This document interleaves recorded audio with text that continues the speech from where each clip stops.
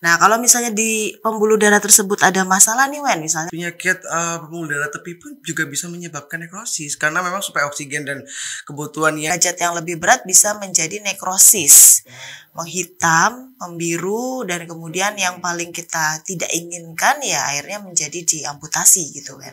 ya semua kan karena gaya hidup ya dok ya. Mungkin bisa dijelaskan salah satunya gaya hidup yang harus kita lakukan untuk terhindar dari penyakit PAD itu sendiri.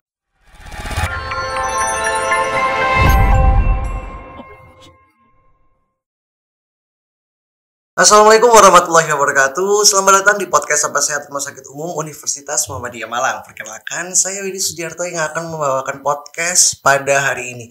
Nah, kebetulan pada bulan September ini kita memperingati Hari Jantung Sedunia, bertepatan pada tanggal 28 September. Nah, selain itu kita juga memperingati Hari PAD. Nah, apa sih PAD itu?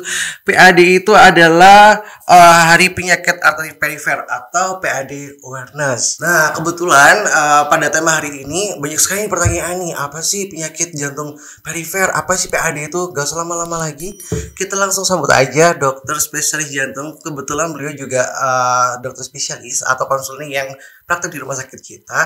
Langsung aja kita sambung Dokter Novi Kurnianingsih, spesialis jantung konsulen VIHA. Selamat pagi dokter. Selamat pagi, Wendy. Gimana dok kabarnya hari ini? Baik. Baik, Sehat. alhamdulillah ya dok ya.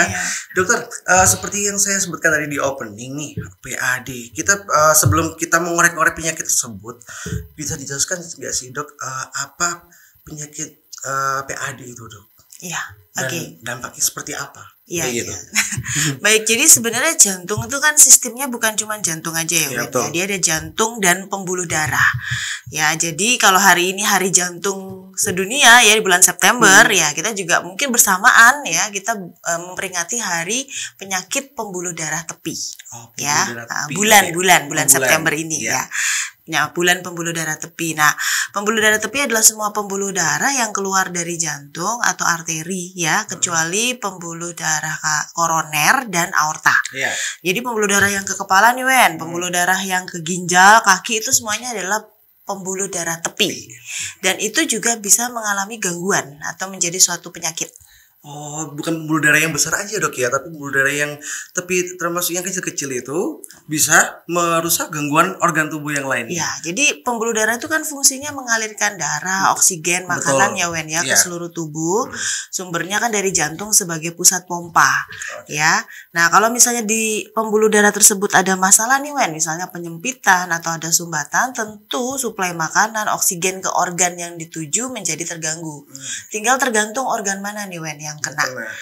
Bisa di kepala nih, jadi kan stroke ya. Iya, Kalau di betul. pembuluh darah kaki menjadi pembuluh darah arteri perifer atau penyakit pembuluh darah kaki ya. Oh, iya, betul. Pembuluh darah arteri kaki tepi. Nah, ini juga bisa mengalami gangguan sehingga bisa suplai oksigen terganggu sehingga pembuluh darah kaki tersebut mengalami iskemik. Oke. Ya, kadang-kadang kalau pada derajat yang lebih berat bisa menjadi nekrosis, menghitam, membiru, dan kemudian Oke. yang paling kita tidak inginkan ya akhirnya menjadi diamputasi gitu kan. Amputasi. Oke. Berarti nggak semua penyakit ginjal aja dok ya. Penyakit pembuluh darah tepi pun juga bisa menyebabkan nekrosis karena memang supaya oksigen dan kebutuhan yang di bagian kaki itu berkurang seperti itu. Oke dokter, kalau begitu ya gejala seperti apa aja dok awal yang harus diwaspadai? Ya. Mungkin masyarakat atau sahabat saya di rumah mungkin harus waspada nih gejala ini seperti PAD gitu dok. Ya. Seperti apa, Dok? Ya, jadi kalau PAD itu kan luas ya, Wen ya. Betul. Mungkin pada topik bahasan kali ini kita akan sempitkan menjadi penyakit arteri perifer kaki. Oke, kita Ya, fokuskan jadi pada kaki kaki aja ya. Oke, baik. Karena kalau gejalanya tentu tergantung dari lokasinya ya, Wen. Iya, betul. Kalau kaki itu biasanya tanda awalnya itu sering tidak bergejala. Jadi gitu, biasanya bisa kita ketahui dari metode screening. Hmm. Ya, terutama pada pasien-pasien yang mempunyai istilahnya sudah mempunyai penyakit pendahulu, misalnya kayak kencing manis, darah tinggi, kolesterol, merokok, atau faktor keturunan. Nah, pada pasien-pasien subset seperti ini memang seharusnya dilakukan screening dulu, Wen. Karena screening. di awal umumnya dia tidak bergejala. Oke. Ya, pada derajat yang lebih berat mulai muncul gejala biasanya kalau untuk berjalan terganggu. Jadi kalau di berjalan akan mengeluh nyeri kaki. Ya, dan nyeri kakinya itu khas sekali di mana begitu dia menghentikan aktivitasnya, nyeri kaki tersebut langsung hilang.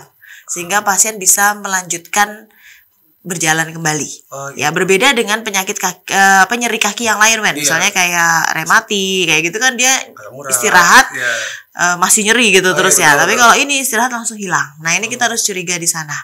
Ya, dan biasanya ya pasien-pasien tersebut mempunyai faktor resiko yang tadi saya sebutkan. Kemudian pada derajat yang lebih berat lagi, nyeri kakinya tidak hanya pada saat berjalan, Istirahat saja sudah nyeri. Dan terutama justru pada malam hari. Nah, jadi pada saat pasien itu tidur malam, dia akan mengeluh nyeri sehingga pasien lebih senang posisi tidur dengan kaki digantung. Ya, karena dengan begitu kan kaki jadi di bawah ya, aliran menjadi lebih lancar dibandingkan kalau dia posisinya supine atau tiduran, ya. Nah, terus derajat yang lebih berat lagi ini adalah yang sudah mulai timbul luka. Ya, di situ kadang-kadang mungkin lukanya awalnya kecil, cuman kayak luka menggaung kecil ya, kayak bisul gitu ya. Terus lama-lama dia menggaung dan meluas. Ya, dan kemungkinan kalau udah kasusnya yang luas banget ya, kadang-kadang sampai kelihatan tulangnya, sendinya gitu ya. Dan pada saat itu mungkin kalau datang ke kita sudah terlambat, harus potong kaki ya. Ya, seperti Dr. Novi tadi jelasin nekrosis tadi gitu ya. Nekrosis sudah. Jadi ada 3 derajat nih, Dok ya. Dari asimptomatik, claudicatio intermittent, kemudian menjadi critical limb ischemia. Wow, lebih spesifiknya seperti itu ya, Dok ya. Oke, seperti Dr. Novi jelaskan tadi sesuai derajatnya nih, Dok. Lalu yang beresiko yang terkena PAD itu siapa aja sih, Dok? Ya, umumnya sih 90% penyebab dari PAD adalah penyakit atherosclerosis disease ya. Jadi orang-orang yang mempunyai potensi menjadi penyakit atherosclerosis itu ya orang-orang yang tadi saya sebut, kencing manis, darah tinggi, kolesterol, merokok, kemudian faktor keturunan, dan itu bisa juga terjadi pada pasien-pasien saya yang punya jantung koroner itu ya. Riwayat stroke, pasien Dr. Risma, Dr. Zamroni ya, itu stroke. Ini juga pasien yang mempunyai faktor risiko yang sama atherosclerosis. Walaupun memang 10%-nya bisa juga non atherosclerosis, tapi mayoritasnya adalah subset pasien tersebut. Yang memang memiliki penyakit bawaan ya, Dok, rata-rata ya. Terus dokter, kalau ada pendengar nih, Dok, gejala-gejala yang tadi Dr. Novi sebutin, langkah pertama kali yang harus dilakukan?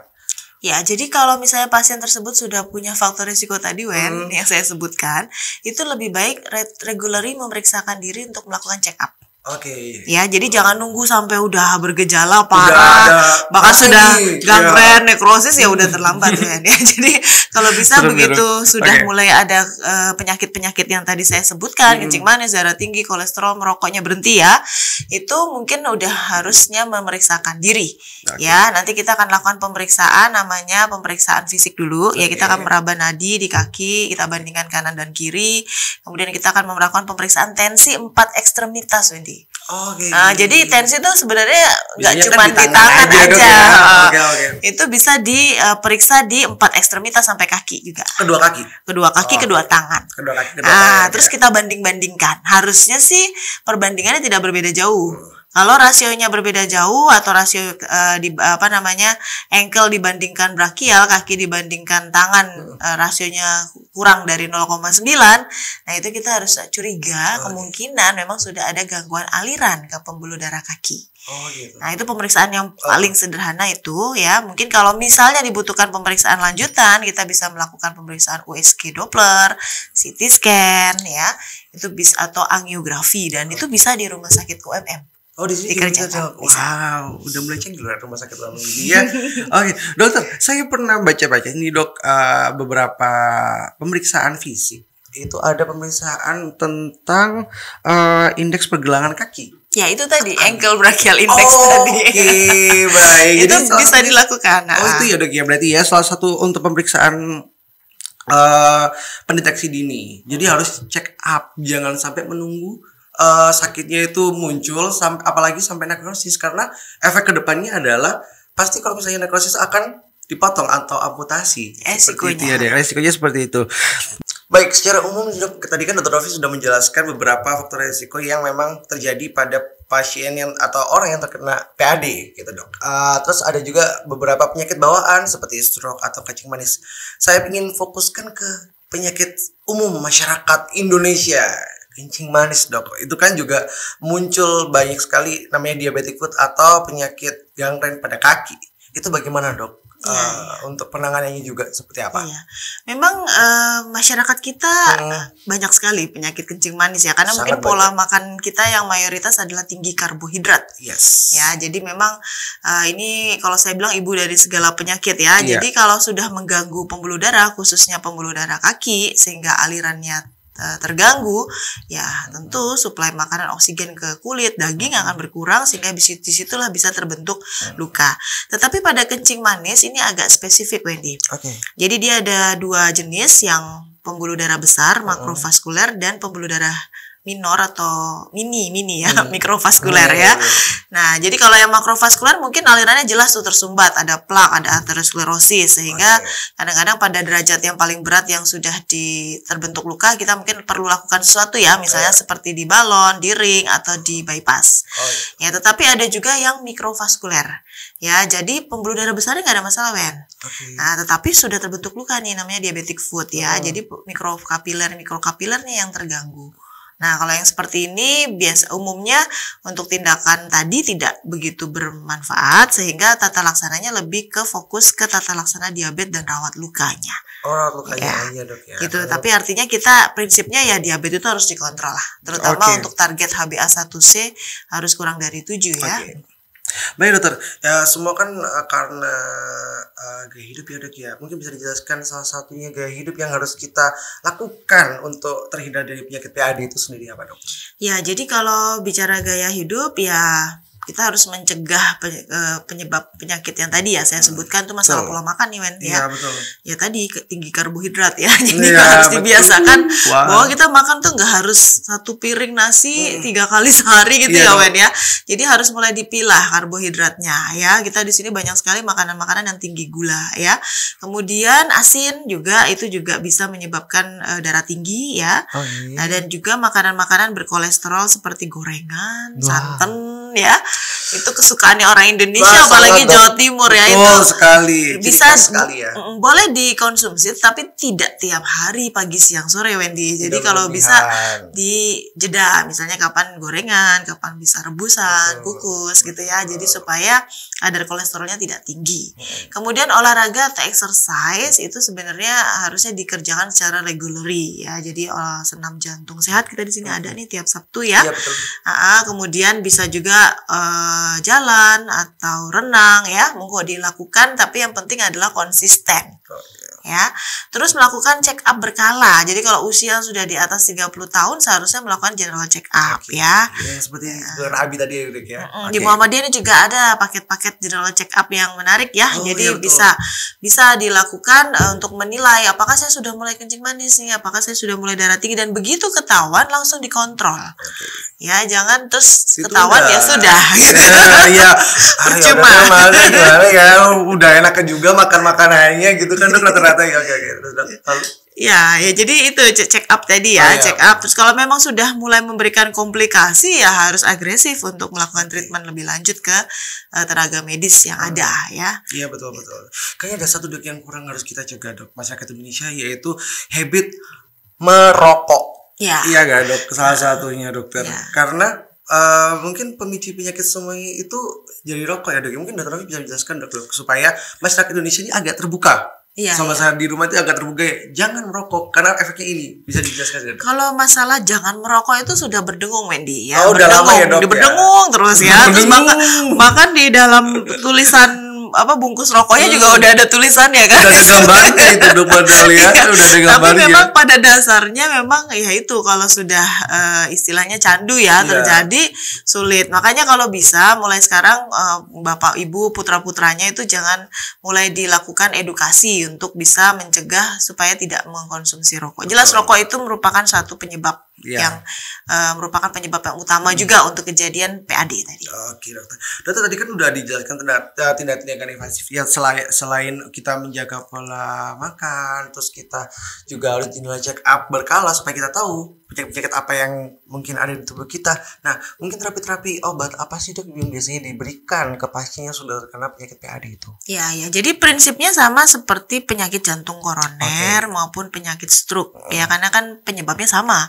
atherosclerosis disease. Jadi biasanya kita akan mulai memberikan terapi untuk obat-obatan pengencer darah, kemudian statin ya, untuk mengkontrol kolesterol dan juga untuk menstabilisasi plak atherosclerosis supaya tidak mudah pecah di dalam pembuluh darah. Sehingga kalau dia pecah akan terbentuk sumbatan kan.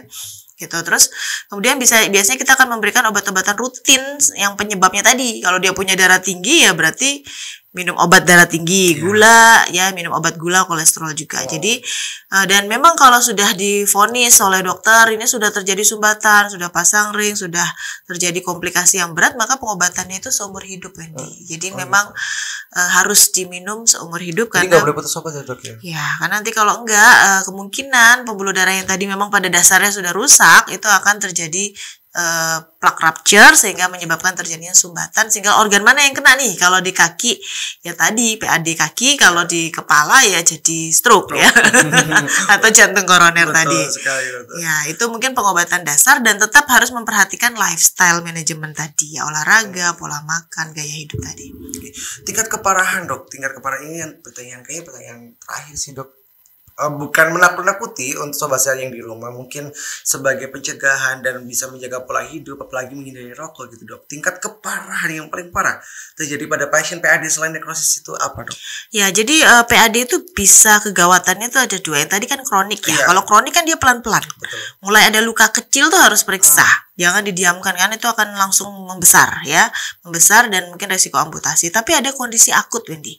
Akut itu di mana bisa terjadi sumbatan total mendadak, sama seperti penyakit stroke maupun jantung koroner.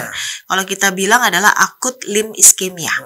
Nah, kalau akut limb ischemia tandanya apa? Jadi kalau Anda mengeluh kaki terasa dingin mendadak, nyeri mendadak, dingin dan nyeri mendadak, kemudian dari penampakan kakinya pucat, ya, Anda harus segera datang ke tenaga medis. Kalau perlu ke ruang emergency, itu nggak apa-apa karena itu adalah suatu kegawatan. Ya, dan nanti dokter akan memeriksa biasanya pulsasinya ya. Jadi kan harusnya nadinya itu ada pulsasi ya. Itu biasanya menurun ya. Kemudian saturasi diperiksa juga nggak muncul ya. Kemudian sudah kadang-kadang pada derajat yang lebih berat sudah nggak bisa terasa kebas ya, terasa tebal atau tidak terasa lagi dan mulai mengganggu motorik. Dirasa nyeri juga nggak kerasa apapun ya, Dok? Iya, sudah mulai terganggu. Ya, tinggal tergantung derajatnya. Nah, pada kondisi seperti ini harus segera dilakukan tindakan darurat, yaitu kita harus ambil sumbatannya. Ya, terserah dengan teknik diberikan obat pengencer darah kuat yang dimasukkan lewat pembuluh darah tersebut, atau bisa juga kita ambil dengan teknik bedah. Jadi diambil segumpalannya untuk supaya aliran darahnya menjadi lancar. Kalau tidak, itu akan cepat sekali, Wendy. Ya, akan cepat sekali kakinya menjadi menghitam dan akhirnya mati. Dan amputasi, mati jaringan. Jadi pada situasi seperti ini adalah suatu kegawatan, Anda harus langsung datang ke ruang emergensi di rumah sakit terdekat ya, termasuk salah satunya di Rumah Sakit Muhammadiyah ini ya. Bisa ya, Dok ya. Oke, Dokter. Rupanya banyak sekali ya, Dok ya, informasi yang Dr. Novi berikan terkait penyakit PAD. Mungkin orang sangat asing dengan penyakit ini dan rupanya sepertinya banyak juga yang terkena PAD ini ya, Dok ya, di Indonesia, apalagi dengan gaya hidup orang-orang yang sangat lalai, makan makanan enak seperti Dr. Novi tadi jelaskan, banyak karbohidrat, rokok dan pola hidup segala macam. Sepertinya harus check up, itu hal yang sangat penting untuk orang-orang untuk zaman sekarang, karena konsumsi makanan yang junk food itu juga termasuk gak sih, Dok, kayak makan-makan junk food yang makan-makan berat seperti itu ya, Dok ya. Oke, Dr. Novi, gak kerasa sepertinya waktunya sudah selesai. Mungkin ada pesan-pesan terakhir yang ingin disampaikan sebelum kita menutup podcast hari ini, Dokter? Ya, jadi bulan September ini merupakan bulan khusus ya. Jadi kita seluruh dunia yaitu kita memperingati Hari Jantung bersamaan juga dengan Hari Pembuluh Darah. Jadi memang bersama nih di bulan yang sama, karena ini suatu sistem yang tidak bisa dipisahkan. Ya, jadi ini tujuannya untuk mengingatkan kepada masyarakat awam untuk menjaga jantung Anda dan pembuluh darah Anda. Ya, jadi supaya tidak menjadi sesuatu yang komplikasi yang memberat ya. Jadi cara menjaganya tadi, Anda harus mulai berolahraga, Anda harus makan makanan sehat, tinggi serat, rendah karbohidrat, rendah kolesterol ya, dan juga Anda harus berhenti merokok, dan yang paling penting melakukan general check up berkala ya, terutama pada usia yang sudah lebih dari 30 tahun. Jadi jagalah jantung Anda dan jagalah pembuluh darah Anda. Terima kasih. Ya, oke Dokter Novi, terima kasih. Terima kasih waktunya di kesempatan yang sangat sibuk ya. Prakteknya juga Dokter Novi banyak sekali di Rumah Sakit Malang ini. Sebelumnya bisa diberitahu nggak sih Dok jadwal poli di Rumah Sakit UMM ini kapan aja? Mungkin teman-teman yang mau check up atau periksa ke Dokter Novi bisa langsung datang ke UMM. Silakan Dokter. Itu sudah ada di website kayaknya. Oh, udah ada di website ya, Dok. Jadi kita langsung aja cek di website UMM supaya sobat sehat yang di rumah bisa langsung cek jadwalnya Dokter Novi kapan aja, bisa melakukan pemeriksaan kapan aja ya. Seperti itu. Baik Dokter Novi, terima kasih atas waktunya. Nggak terasa podcast Sapa Sehat kali ini sudah berakhir. Dan jangan lupa untuk komen dan subscribe. Mau podcast apa lagi nih? Selain hari ini kan kita bahas PAD nih. Yang besoknya kita mau bahas apa lagi? Jangan lupa komen, subscribe di UMM Hospital di YouTube channel kita. Baik, saya Wedi dan Dokter Novi undur diri. Terima kasih atas waktunya. Sampai jumpa. Wassalamualaikum warahmatullahi wabarakatuh. Bye bye.